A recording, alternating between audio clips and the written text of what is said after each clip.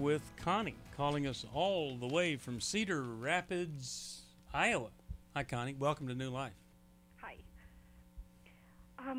I do have a question, but I would like to give you a little background, but I won't go on, and I do talk too fast sometimes. So. Okay, we'll try to slow you down. Thank you. All right. I called this, I told the woman who took my call originally, to me this is the boundary of all boundaries dilemmas. Okay, well, let's hear it. I am a typical oldest daughter, over responsible. That was my background. But starting in midlife, I started, making a lot of changes there and learning that situations were not all my responsibility, but what was, I'm sorry, this is getting to me. It's okay. What was my portion is the way that I learned to handle things. Sure. When I see a need, I ask, what is my portion of responsibility? Yes. That's a good way to put it, actually. It really is. What's my portion? It really and is. I didn't know I was going to cry, so I'm sorry. So anyway, now we fast forward, and for the last 3.5 years, I've worked in an understaffed office, and my coworker was born with cerebral palsy. Okay. She has, I'm not condemning her, and I do revere God, and as a human being and as a Christian, I don't want to go down the discompassion route. Okay. But when I first started working with her, I was all compassion. And then I realized that I was working with a very needy, very isolated person whose issue is by far that chair. She's very emotionally, socially, and physically and spiritually damaged, isolated, and I'm just using words I know, but a pretty toxic family background. Okay. So, she is in over her head with her job, and the management where I work, they haven't handled it right. They should compassionately and professionally, take her aside and say, you are such a good hard worker because she is. Now, are you telling us that then that you try to compensate for her? I have over accommodated everything, and you're wearing out. You're wearing out, so you don't have compassion for her. Yes, and they tell me not to, but that's easy to say, isn't it? Oh, it is, yeah. Because the work still has to be done. So you evaluate what portion of responsibility you need to have, and you fail or you fall on the side of a lot of responsibility versus the appropriate. What happens is I don't end up taking my time off because I don't want to overload her, which is a real possibility. Well, I think we kind of get the dynamic here. How could we help you? And can I just tell you briefly what happened today that brought this to a head? Okay, yep. So I took a week's vacation last week, and I tried to pick it prudently, wisely. I really tried to check things out. So I come back on Monday, and she's called in sick, and today she tells me she burnt herself when she went home because she was overly tired because I was out of the office. And you felt like that was your fault? No. You didn't feel good. It wasn't. I did better with it than that. Here's what I told myself. I do care that she got burnt, and I do not take responsibility for it. Good. Okay, we got to get to the question. What is it that you want us to help you? I just want to hear anything you have to say to me that you think would help me to stay calm. And what I think of it like a compass. Every day I'm trying to do this. Well, what about this, though? Godly. Do you understand? Okay, yes, but what about this? What if we help you stay calm, and that helps you stay in an unreasonable situation that no one should have to be in? It's understaffed, and then one of the staff is handicapped and unable to carry their load. Why would we want you to feel calm about that? Well, because while I'm there, you don't want to burn your bridge. I call it shoe shopping, and that means looking for a new job. Okay, I showed somebody my shoes one day, and I said, "See these shoes? They don't hurt every day.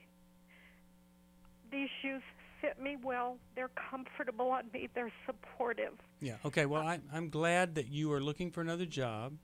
It's not, the problem isn't what you're doing for her. The problem is how you're feeling as you're doing it. And you're so overburdened and overly responsible that anything now just has such a price that you pay. Let's, Mylan and Sherry, what do you think? What could we do to help her? Well, I am just hearing probably what you felt when you were growing up with being the oldest in your family, that feeling of being overwhelmed, chronically overwhelmed.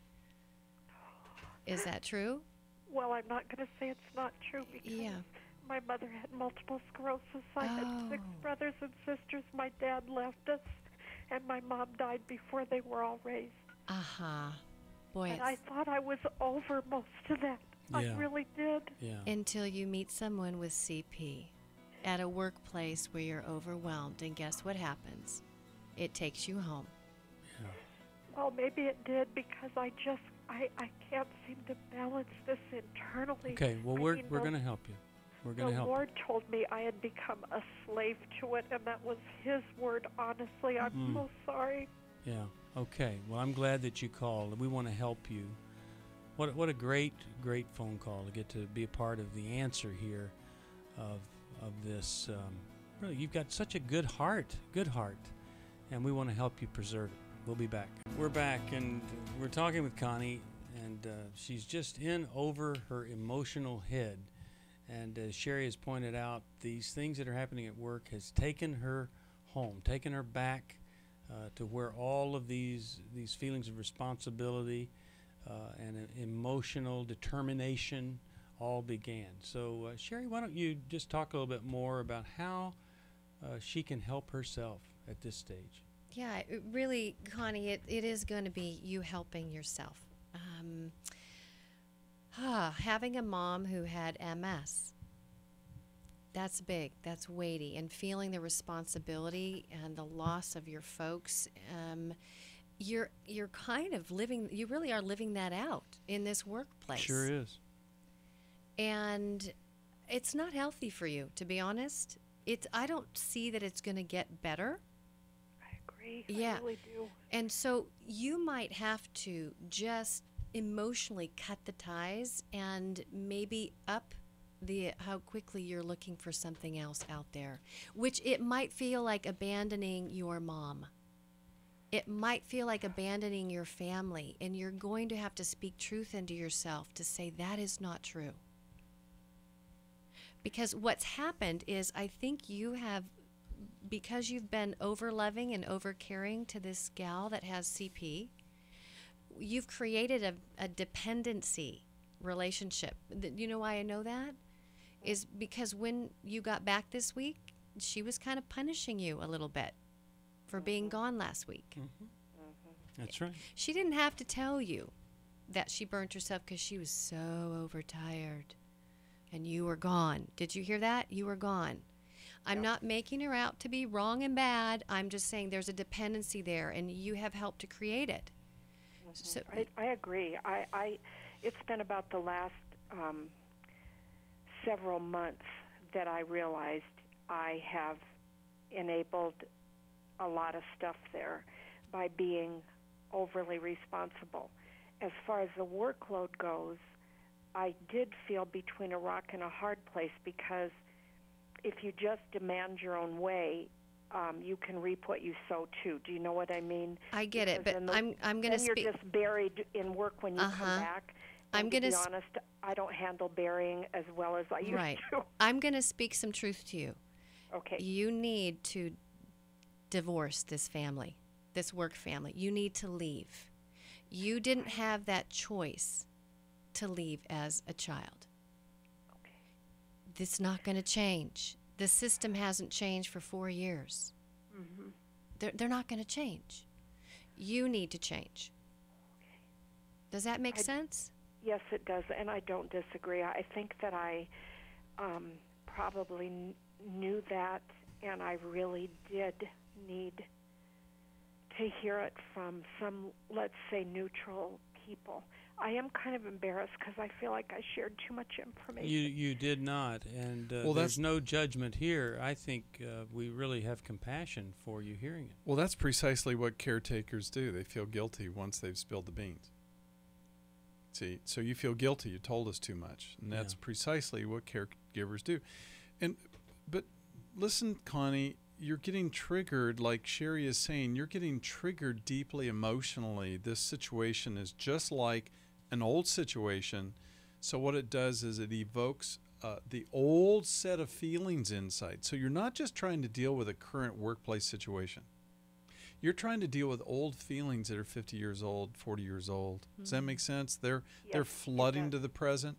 So if your work with this problem doesn't include some therapy to say, wow, I just got deeply triggered by XYZ, most therapists will know what that means and how to help you tap in and heal that so that eventually this will be less of a provocative situation. I have people walk into my office all the time that get triggered, and I tell them, well, you're getting triggered. And this is due to an old injury that is being reminded of in the present.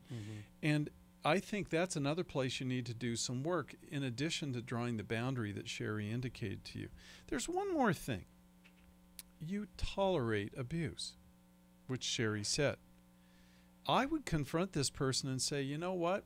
If you want to work in the... that's not tolerable for you to blame me for your injury. I refuse to let that be a part of my portion. And That's good, for Mylan. you to confront this person and say, don't ever do that again. Says, That's interesting that you say it because she has been far. I wouldn't have had.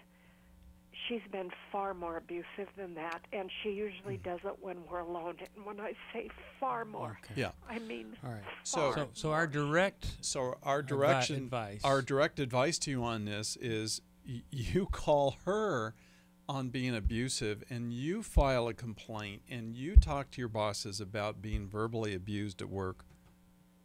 And that will help you to be strengthened and feel less victimized by this whole thing. Yeah.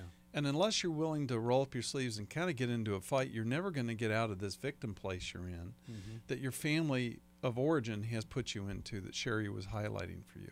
So, you know, it's interesting. People want to enter the workforce and be treated as an equal. If you want to be treated as an equal, I don't care what disability you have.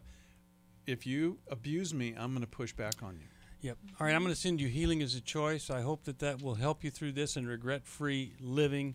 And I hope something good has come from this phone call.